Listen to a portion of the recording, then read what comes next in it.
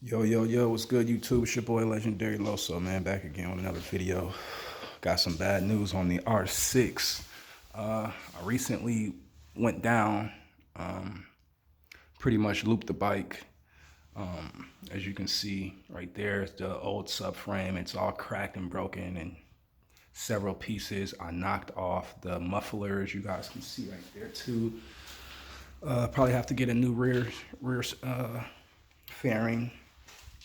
But the problem that we are having is I tried to start the bike. It's set for about a month, maybe like a month and a half until I could get all the parts together. As you guys can see, I got the new subframe put on.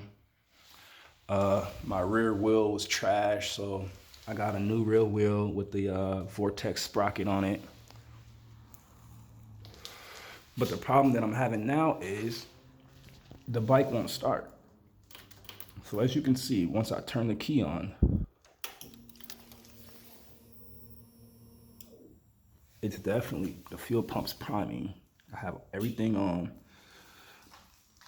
But the sound that I don't like is right here. As you can see, whenever I hit my kill switch button, I'm not sure if this is the fuel relay right here. If you guys can help me out. That's the sound right there. You guys hear that?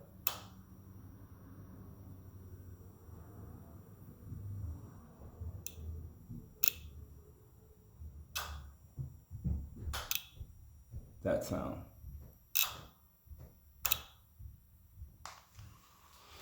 Someone told me that, oh man, all you need is a new battery. So as you guys can see, there's the old battery. I went and put a brand new battery in the bike. It still wouldn't start.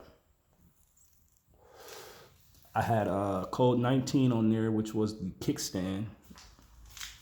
There's absolutely nothing wrong with the kickstand. I don't know if the sensor's bad or what, but as you guys can see, that's not showing up on the start page anymore. Someone told me that it was this. I don't know if this is the starter relay or the solenoid. I don't know what they call it, but I checked everything here. Everything looks good. The fuses are not blown. All the screws are tied down tight. This is the sound I'm getting.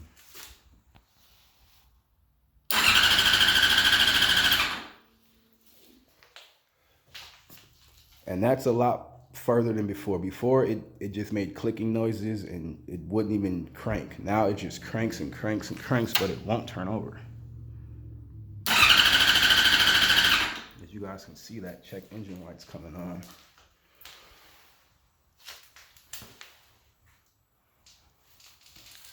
You guys can go down in the comments and let me know what you guys think might be wrong with the bike.